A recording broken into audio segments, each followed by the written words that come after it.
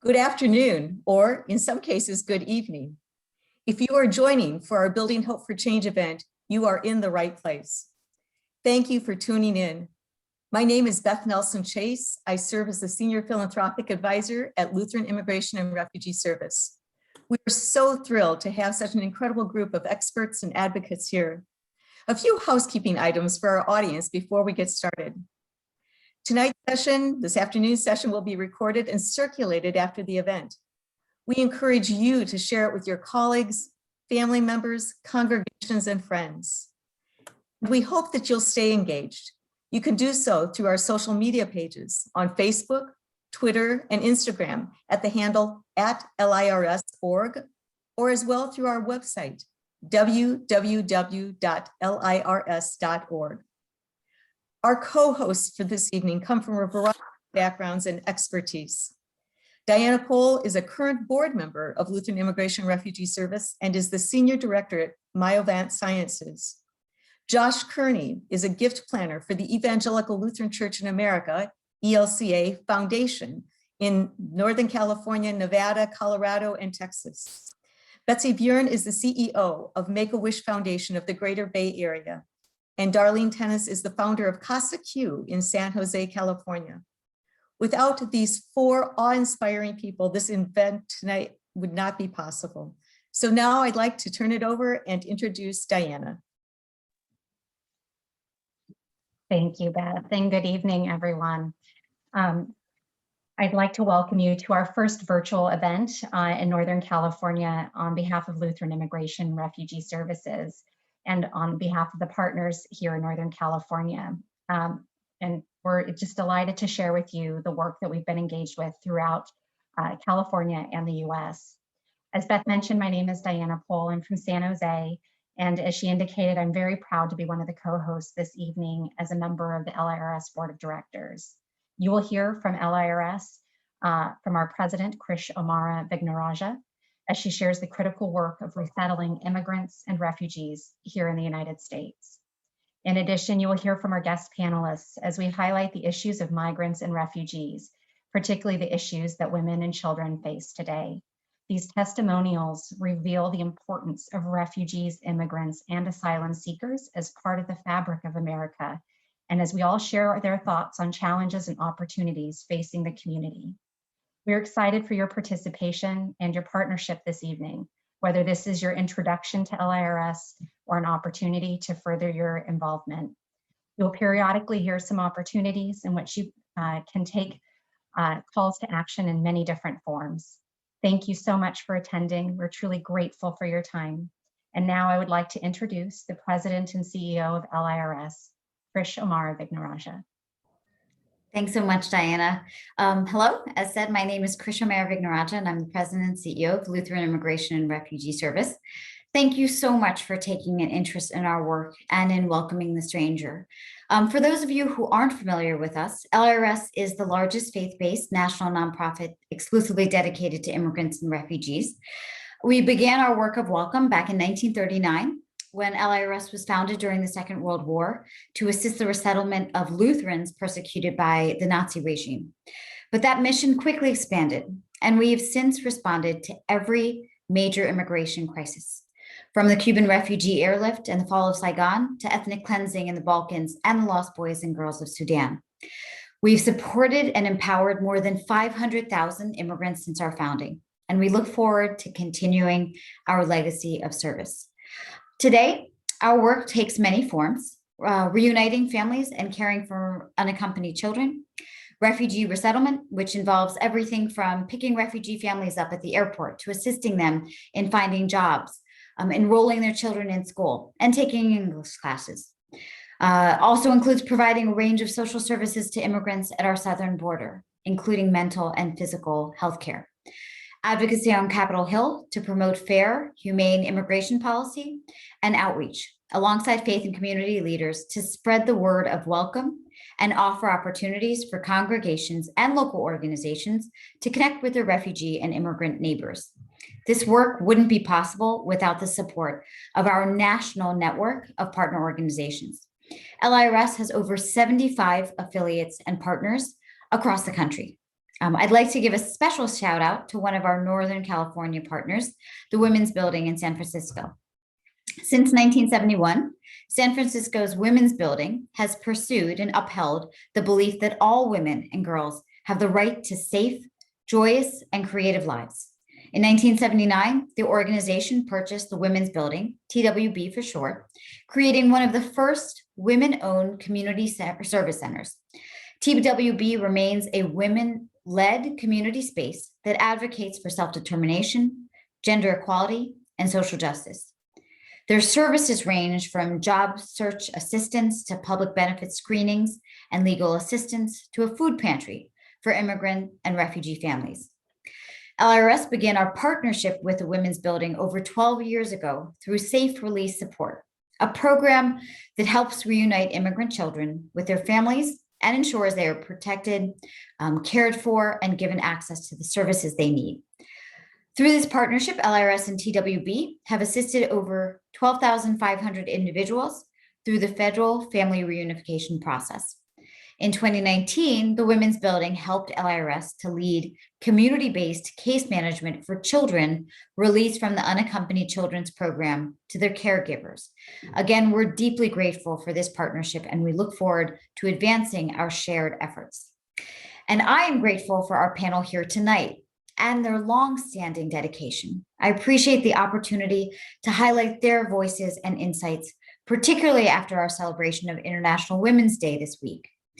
Advancing the rights of women and children is something that is incredibly important to me on many levels. As an immigrant whose family sought refuge from Sri Lanka, as a woman of color, as the only female head of a refugee resettlement agency, and perhaps most importantly, as a mother. You may hear my 3-year-old in the background. She should be taking her bath about now, but not that she actually accommodates any sort of schedule. I've seen firsthand what can happen when immigrant girls are given a chance. My parents left Sri Lanka as it was entering civil war and brought me to this country when I was just 9 months old. They came with no jobs, just $200 in their pockets, and 2 very young kids in their arms. We arrived as strangers on foreign soil, but were welcomed by the community in our new hometown of Baltimore. Neighbors treated us as friends and eventually family, and that warm welcome gave my parents the opportunity to plant roots, to become educators, and opened a path for me to speak to you today. I'm proud to represent LIRS, and I'm proud of all we do day in and day out to support immigrants and refugees, particularly women and children, through economic empowerment, integration, programs focused on women's mental and physical health, vocational English and computer classes, small business development, women's leadership, and so much more. The experts and advocates with us tonight are true champions within and beyond their own communities. As we all know, the past 4 years have been extraordinarily difficult. While things in our immigration system have certainly improved in tone and tenor, we still face many challenges. I'd like to explore those issues through our panel discussion and talk about how people like you, today's audience, can support our immigrant neighbors, especially those who literally put food on our table. But before we get started, I'll turn it over to Darlene, who will introduce our panelists.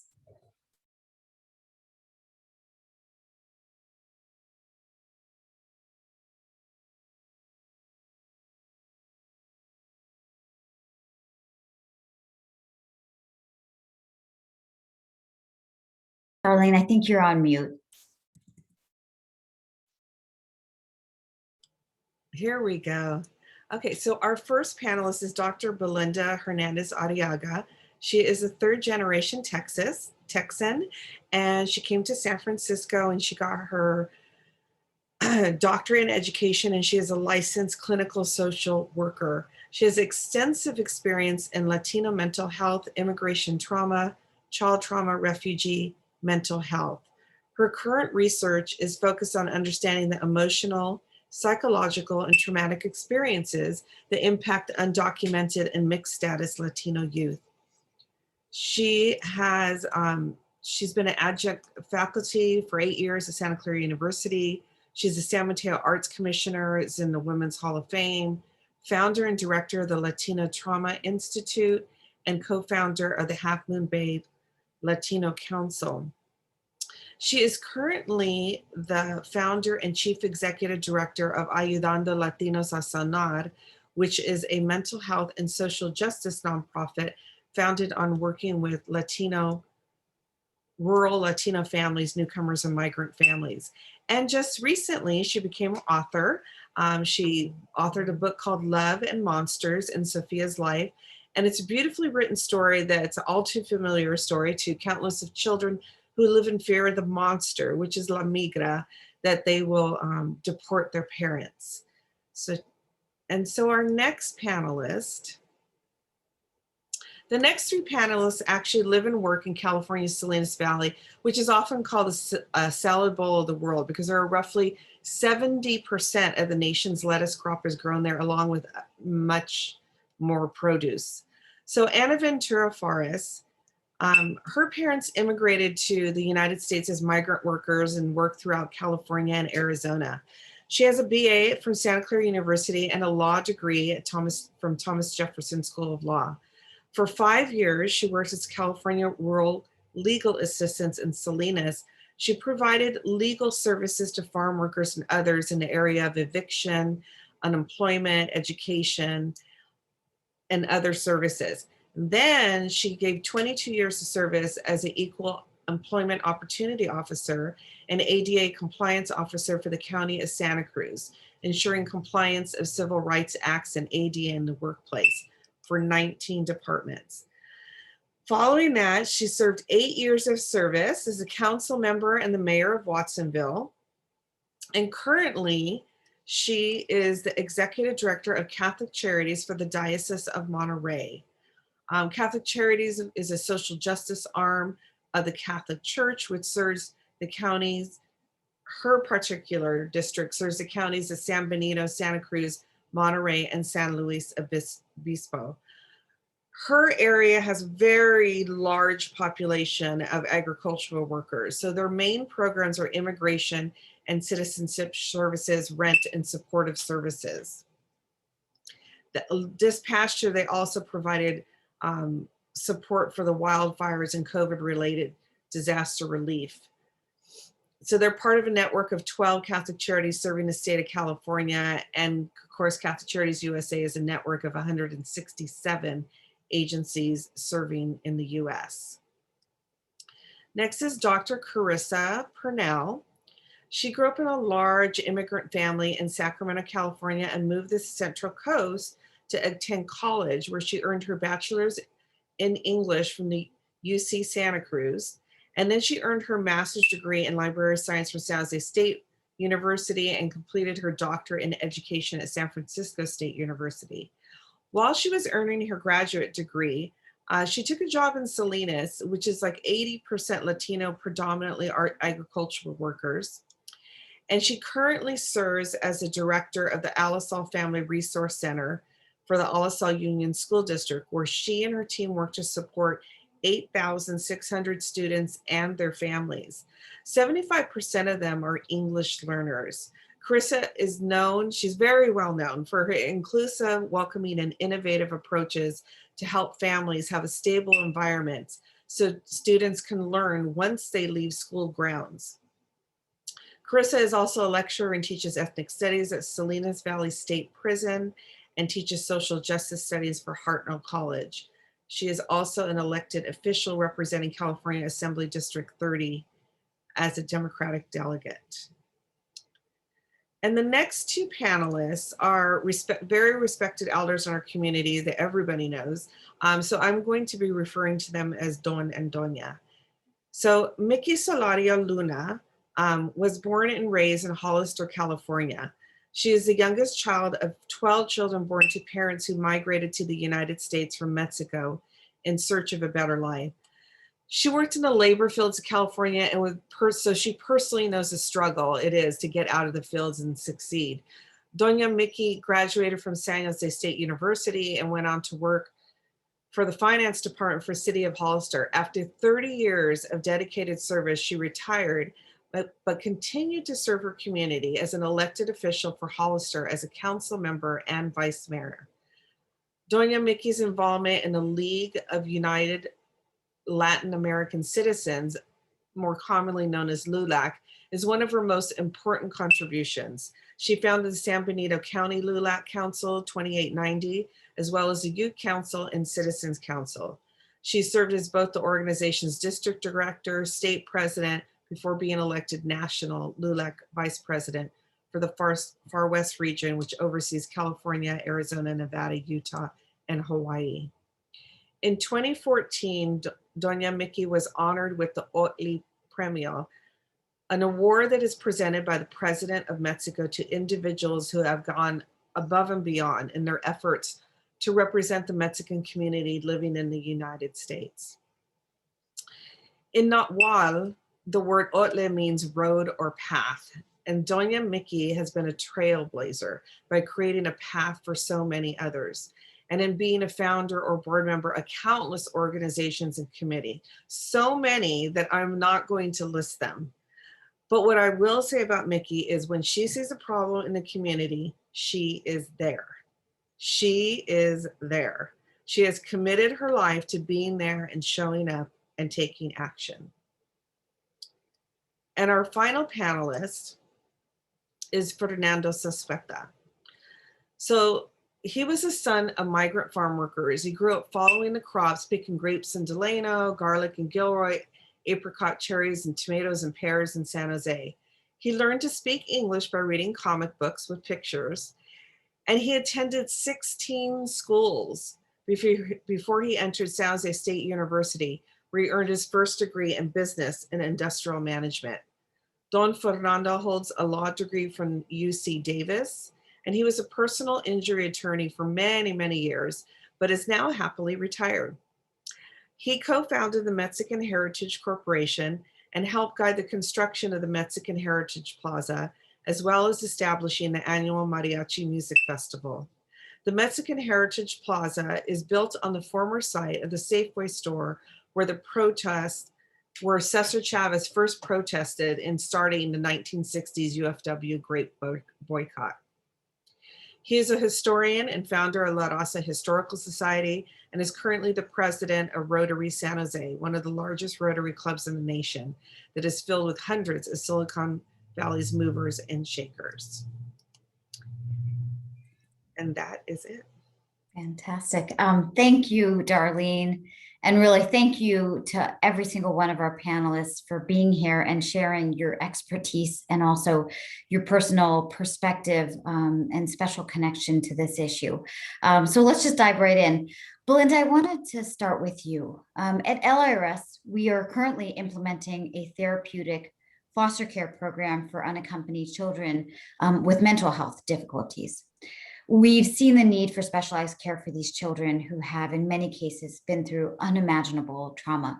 So could you tell us what is the current situation on the ground in California with children and families' mental health? And has the coronavirus exacerbated mental health problems in California's migrant communities? Thank you so much. First of all, thank you, LIRS, for having me. And can you hear? Can you all hear now? Yes. Okay. So I just want to share that part of what we have been seeing in my work over the last couple of years, especially since the separation of children and the increase of children and migrant children coming, but also in addition to all of the refugee families, what we are seeing with children on the ground during COVID has really exacerbated the mental health needs that we are on the front lines treating as far as Latino mental health clinicians. But one of the things that I do see is that, especially with so many families either being on the margins of basic needs, survival, not having enough food, not having shelter, losing their job, losing income, and coming even to a new country, and plus trauma that they have lived, there is really not enough mental health services right now. Today I talked to our county folks that said, you know, they have a wait list. Everybody is really scrambling to try to keep up. But I think mental health is a broader network of thinking about basic needs and thinking about physical health and emotional health, which is all connected. And so I do know that as a professor at University of San Francisco, we are excited to be seeing and growing students on the ground coming out to serve the community. But clearly, I think one of the most important messages that I'm hearing also from LIRS to create this foster home and to be, working with the children that are coming, oftentimes I get the question, well, why are they coming? Why are their parents letting them come? Why are families coming? And I've been working at the border for the last 2 years. And recently we actually just also welcomed 8 families that we have been following for 2 years at the border in the worst conditions, in the most inhumane conditions that you can imagine. But one of the things that we always hear is how bad the situation is at home and how scared they are and how dangerous it is. And I've known mothers that have had to, I guess, say goodbye to their children for safety. And it's something that here for us conceptually is really hard to probably imagine. We could never do that. But when you're living in the throes of danger that you could die any day, there's things that happen and parents, families have to make really tough decisions. But I think to close, the United States has always been a refuge, a safe haven, and a home. And I think we need to go back to our roots to really say, how do we welcome, how do we welcome the family, the children, the farm worker, the essential worker, the migrant? How do we be there to provide the services needed, including mental health? Thank you so much. And I think that is a really useful way to frame, our current situation today, is to also remember our history and the legacy that hopefully, I think all of us are working every day to uphold. And I want to turn to you next. Can you speak more generally about where things stand in your area? How has the coronavirus pandemic affected the communities you work in? What are some of the most significant difficulties facing those communities right now? Thank you. It's tough to talk about this in 5 minutes, but great job, Dr. Belinda, on that. And your closing comment about how do we welcome the stranger is a good segue for my intro, because it was in 1910 when Catholic Charities officially started in the East Coast to welcome and help and provide charity and social justice for the European immigrants. So we got to remember that history of hundreds of years, over 100 years of providing services to immigrants, and that we've always been doing that, and all of you have been doing that. And with that, we continue our mission of providing social services to people in need, to working with others of goodwill like we're doing now, and calling for social justice as well. So, just coming down to Catholic Charities, Diocese of Monterey, the 4 counties that we serve here since 1984, when COVID hit us, which was exactly a year ago that we got the shelter in place orders here in our region. We just, it was very scary for everyone. And we decided that we're going to remain committed to staying open, even though we cannot help people. So when the disaster hit, it was a very different disaster. It was not like, when I was on the phone with our director that was, helping in Katrina, for example. You can't go to the people. You have to help people without being close to them. So it was very difficult. But our staff, thank you to our staff who, for safety for them and for our clients, our calls were 6 times, higher. And what happened is that because of the high density of housing of farm workers, they were the ones that got sick first. And they were the ones that lost their job, or they were out of work and didn't have sick time, or they didn't have daycare because the daycares were closed. So, we decided, and we got so many calls of everybody that had lost their job, that we decided to focus on the most vulnerable.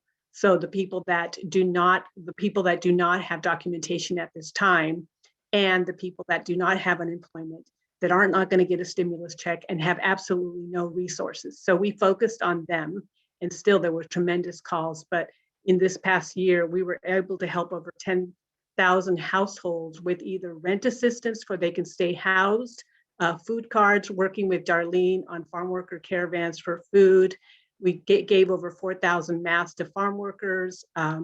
We continue to provide immigration services because, as you know, that service, having someone be a lawful permanent resident, or all the DACA people, the thousands of DACA people that we're helping right now, that gives them that stability, that step into community and society where they will start being able to be more interactive and provide that physical stability and that emotional stability too, because there's nothing worse than being undocumented and knowing that you can be deported at any time. So that is the majority of the work that we did. What I see was one of the bigger problems was just, the whole equity issue of making sure that people were, that government was addressing people that were affected the most. And I think in our region, because of these great leaders that we have, Carissa is one of them, and Darlene, that we did come together, with Mickey, with LULAC, with government, with all these other nonprofits to raise the point that farm workers should be essential workers and that they should get that vaccine first. And this past weekend, there were over 3,000 farm workers at the rodeo grounds getting vaccines. So there is they're resilient, and because of all these people that raise their voices to say they should be up in line because they are disproportionately affected and they were getting sick more than others. We have now even started a fund, just the generosity of many of our parishioners and other people in the diocese, which is the 4 counties, both Catholics and other faiths and others that have that of different backgrounds. We started a grant for funeral expenses because people don't have money for that. And so many people have died. So we now have that grant that we're gonna start helping people with those things from the last few months. So it's almost so overwhelming, that we can't, we all do our part, but together we could also, reach that point where we can help more people. So I think that's 5 minutes, and I will stop now and just thank you for having me here. And, if you have more information about Catholic Charities, you can go to our website. Thank you so much. No, thank you so much. And thank you for sharing so concisely so much also about the great need, especially right now. Chris, I'll turn to you next. One thing that LRS has seen, frankly, again and again with our clients is the disproportionate struggle in this environment. And by that, I mean just accessing virtual education during the pandemic. While our partners have been working to assist with virtual education enrollment and to access resources in our clients' native languages, there's no denying the added layers of challenge facing immigrant families right now. So can you speak to the digital divide, as well as what can be done to help these children get the educations they need and deserve?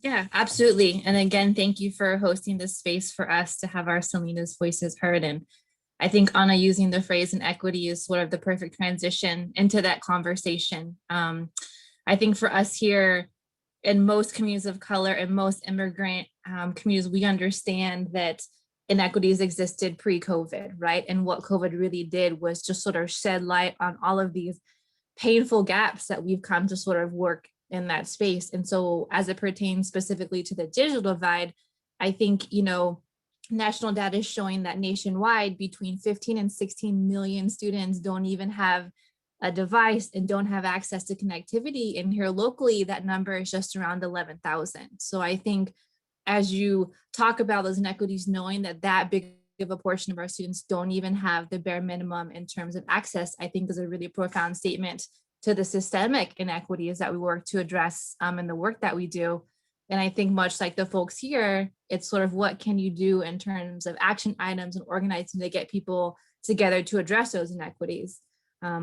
So for us, I think whether it was the Salinas City District and us here at the Alisal, we distributed over 8,000 Chromebooks, hotspots. And so we're able to put the tools in the hands of those students. But that's when you sort of peel away the layers of that onion and realize many of our students were home alone. The majority of our students have parents who've been deemed essential, who work in industries like hospitality, they're working in agriculture. So how is it that we as adults in the community can step up and fill that space that their parents are doing their best to sort of make ends meet.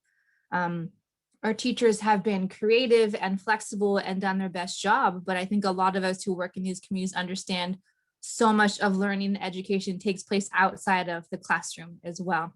So in terms of how folks can support that, you look at things like tutoring programs. I know a lot of our local churches step up and create a physical space for young people to go to that's safe, where there is an adult in the room who can be present, who can be that support. So no matter how much stuff you give children, so much of their learning is rooted in that relationship and how you engage in that learning. So I think the folks on this call all understand the value of building those bridges with our local churches, our community centers, and things like that.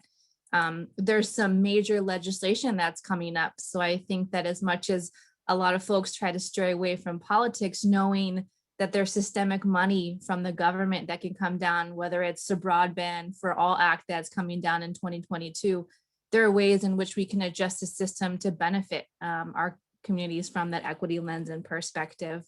And then you think of sort of the access piece, the technology piece, and so much of the divide also is the literacy piece that comes with the digital expectation, right? So I don't know anytime soon if we're going to be full-fledged back to normal, but how can we support the parents in that process? So you can imagine this sense of sort of, whether it's shame or a little bit of embarrassment, if a parent can't sit with their little one and be able to support them through their own learning education process, it's also our responsibility to build the skills of the parents to be present for their students in that process as well. So there's amazing work around ESL curriculums and digital connectivity for parents. And so the internet has sort of come to represent this access space. So in the work that we do, whether it's in Honest Space or Belinda's, we know that affordable housing is accessed online. Things like FAFSA and financial aid is all online. So not only focusing on the skills of the young ones, but also building their parents' confidence and capacity to be supportive and present for their little ones through the process. So we know that this work is sort of an investment long-term for the rest of our lives. So I'm grateful that we recognize the intersectionality of it, right? So we can't just operate in our silos, and it's these big collaborative efforts that it's going to take to be able to do things like sort of close that gap on the digital divide. That's great. Thank you so much for speaking to the range of issues that our children are facing. Fernando, I think maybe I'll segue to you. You were yourself a child laborer. So can you tell us a bit about, your own personal experience?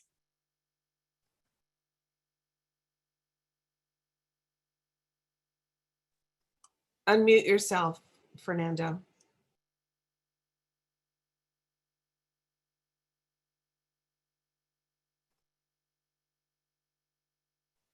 Sorry.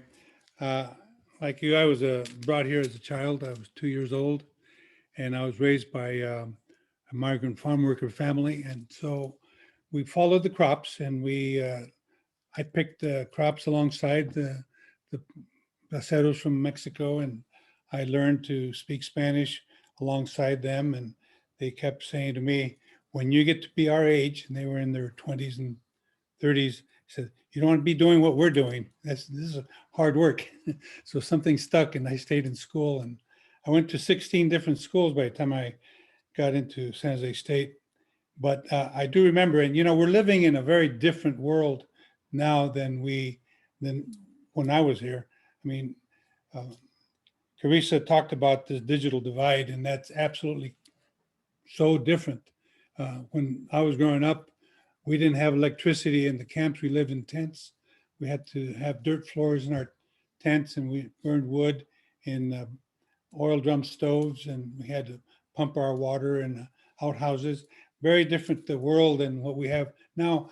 And what goes along with that is we have now as a society, we've become aware that life, while I don't remember it as being bad, we as adults and as informed individuals realize that there is a danger in having our children grow up in poverty and not having high esteem or not feeling that they are part of a society because they aren't allowed to be who they are. They have to change their identity. They have to stop using the language that their parents speak.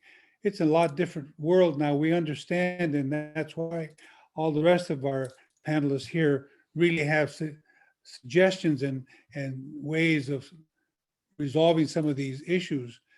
But I just want to tell you that children don't really realize that they are in a bad place. As children, you're happy if you're there with your family, with your loved ones. Now, I can't imagine having children come unaccompanied without the support of their parents, without the support of their family structure into a foreign environment where they're not wanted. I mean, it just calls out for the kind of help that all of our panelists are addressing in some way or another. No internet, no iPhones at that time. We also didn't have gangs. We didn't have drugs to worry about because we were out in the rural settings. We weren't in the downtown, in the cities, or living in slums. We were out actually in the fresh air. So I didn't think that there was any lack of funding for me in school because every school I went to, and they were all farm schools, I had all the microscopes and all the lab equipment, all the books I needed, and then I'd leave and go to the next school. But we didn't have the kind of issues that I think we face now. We have problems with funding children with their books and figuring out what can we do for them.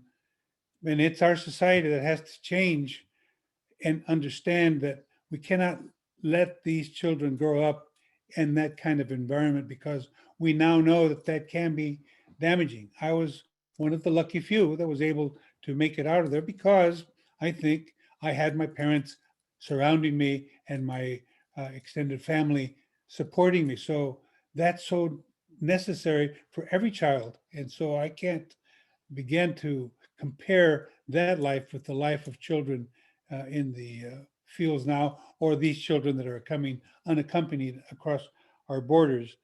And I don't know that there's anything I myself can do except say that what you are doing is, as we would say in faith, that's God's work. You're doing the Lord's work of taking care of the people that need help, particularly now.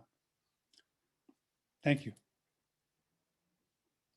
Thank you for those inspiring words. And now, Mickey, I wanted to turn to you. So you've obviously been doing this work for many years. What do you make of where we are at this moment? What can we do to improve the lives of migrant women and children? Okay, now you're directing that to me as well, right?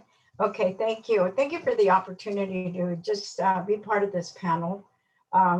Just coming from a lot of experience in many years, like Fernando has mentioned, there has been a lot of changes, but not enough. And as I mentioned to other people, you know, I was part of a migrant family, farm worker family. Being the youngest of 12 children, you get to learn a lot from, yes, moving from labor camp to labor camp. And maybe I didn't go to as many schools as Fernando did, but you know what, it was difficult. It was very difficult moving and making new friends, but you live and you learn. And today, the difference that I see from where we lived in labor camps and my brothers all worked in farm worker jobs. Today, I don't see that housing anymore. I don't see where migrant families or farm worker families can move from one contractor to the other to work one field after the other, but there's no housing available. So families are living together. They are sharing homes. And you know what? The stress that comes with that is tremendous, especially with the impact on the children, you know, and the impact is all the way around, whether they're going to be sharing rooms, their food, their phone, whatever it is, it's a real impact on families. And while we want our children, our grandchildren and younger children to improve in education, you know, it's been really, really hard for two families to be living together, 11 people in one household, and yet have maybe 2 laptops, you know, And that's been very, very hard. Here in San Benito County, we formed the Farm Worker Task Force. And when I start working on something, I really wanted to see it through. And so we include a lot of volunteers. We include a membership type of group. And you know what? They do follow through because we're all there to help each other. Not only our farm worker community, but what about our senior citizens? Who is actually looking after them? Who is making those welfare calls? I mean, there's a lot of moms that are staying home, taking care of their mothers, their parents. That makes it very, very hard. I wish that there was just a plan to help the senior citizens, not only our farm worker community, but senior citizens. I sit on the senior board for 2 counties. And let me tell you, there is a real need to look after our elders. And so what I would like to see in the future is maybe bring back that farm worker housing. And I know for a fact that our local assembly member, Robert Rivas, has been working very hard in farm worker housing.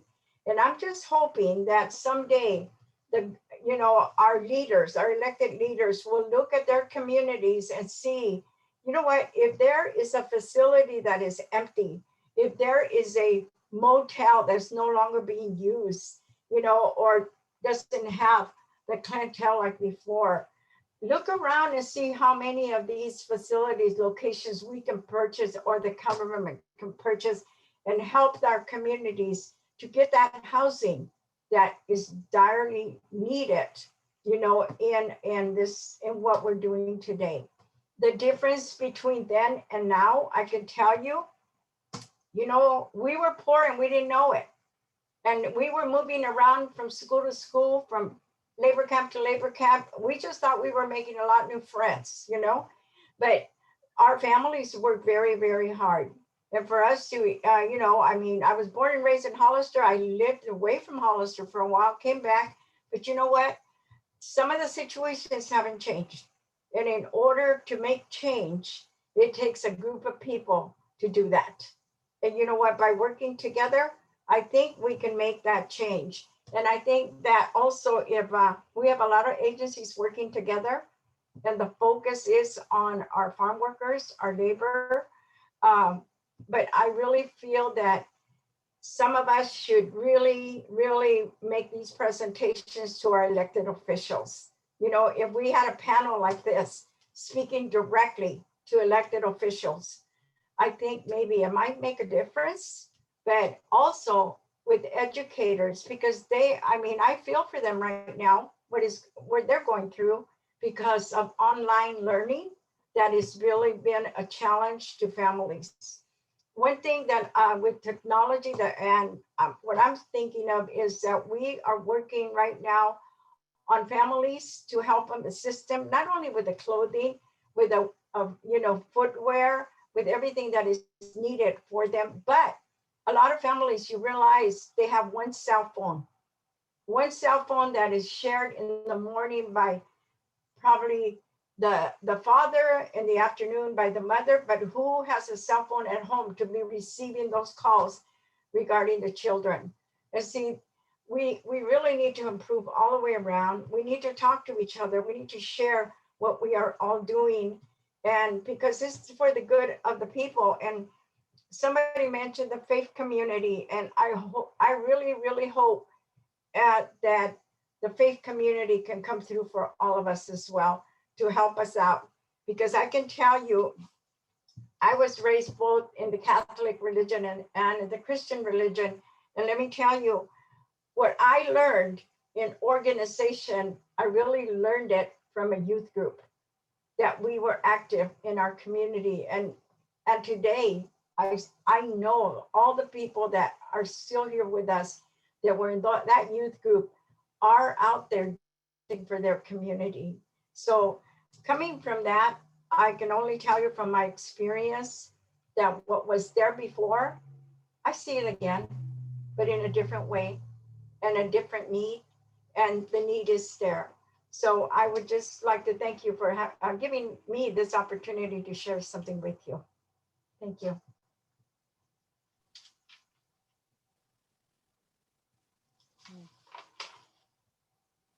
Thank you. I would love to ask a second round of questions. The expertise, the passion, the commitment of your careers to this work obviously lends itself to so much more discussion, but I want to be respectful of time. But I just want to also say, Mickey, thank you for bringing together, I think, the common themes and the power of faith in terms of our work, what I think is at core humanity.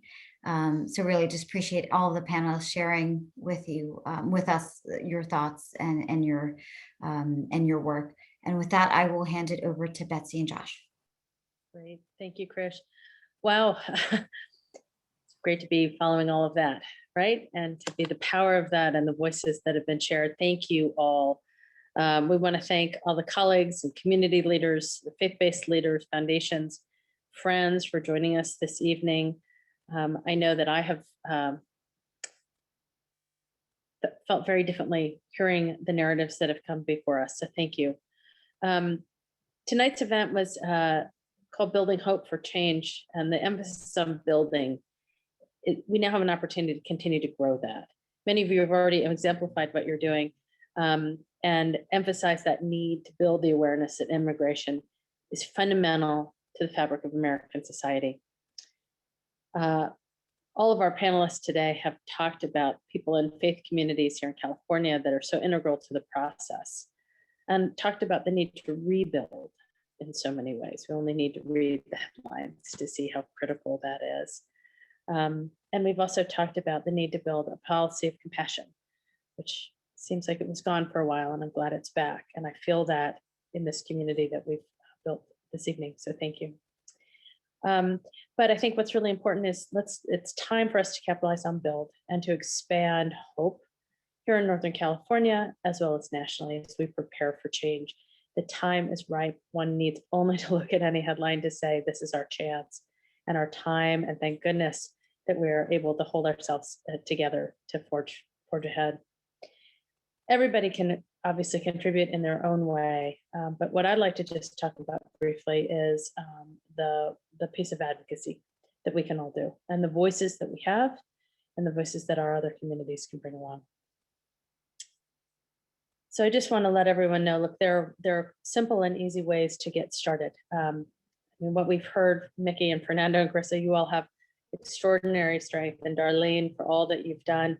For those of us that maybe aren't as talented or skilled, we can also start very easily. Reaching out to our member of Congress, our governor, our mayors, our city council members, our state legislatures to speak out in support of welcoming refugees. Now is the time.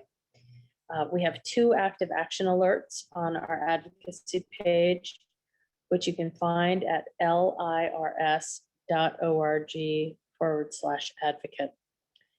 The first is in support of the DREAM Act of 2021, which if passed would provide a permanent lawful status to nearly 2 million Dreamers, immigrants who were brought to the US as children. And it seems funny to actually define that here in the state of California, which is, I think we have the largest group of Dreamers. We all, I think, know that permanent status would shield them from the deportation, allow them to work and support their families, as all of them are doing now. And after meeting certain educational and background check requirements, they could continue on a path to earn their US citizenship. The second alert is in support of the US Citizenship Act of 2021, President Biden's groundbreaking immigration reform proposal. This plan addresses key areas that have been ignored for decades. And among its provisions, it provides DACA and TPS recipients with green cards, setting them on a path to citizenship and improving the family reunification process by reducing visa backlogs and creating a pathway to earn citizenship for approximately 11 million immigrants in this country without legal status.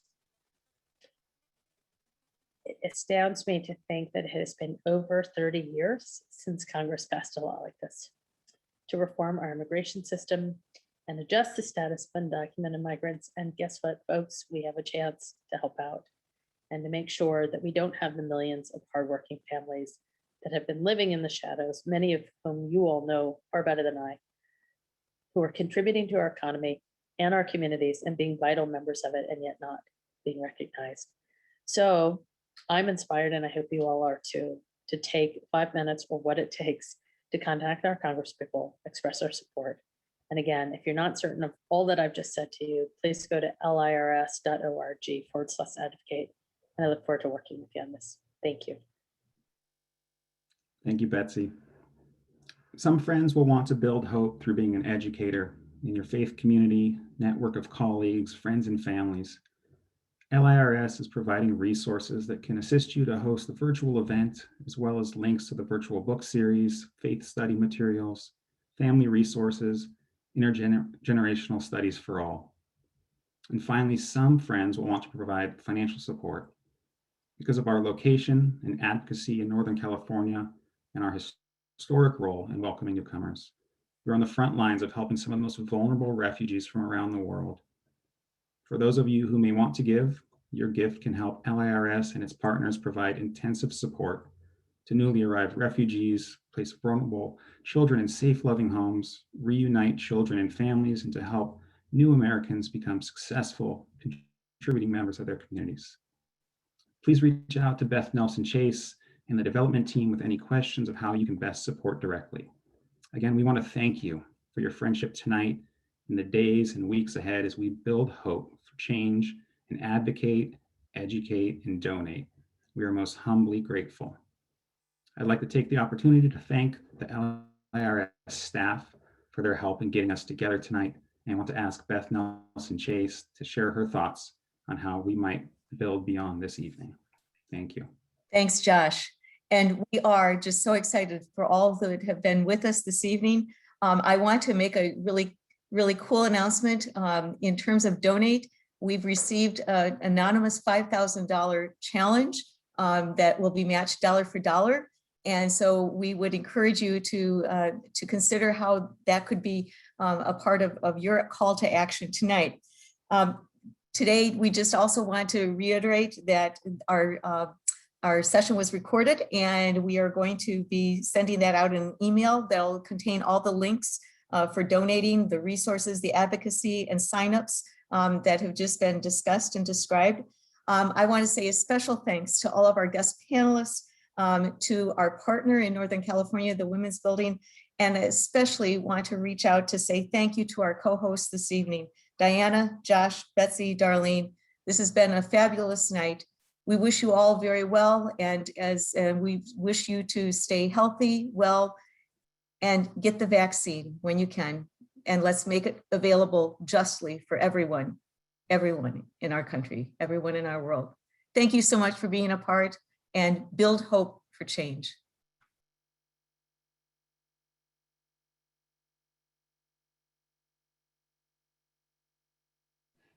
Well, thank you. That was terrific.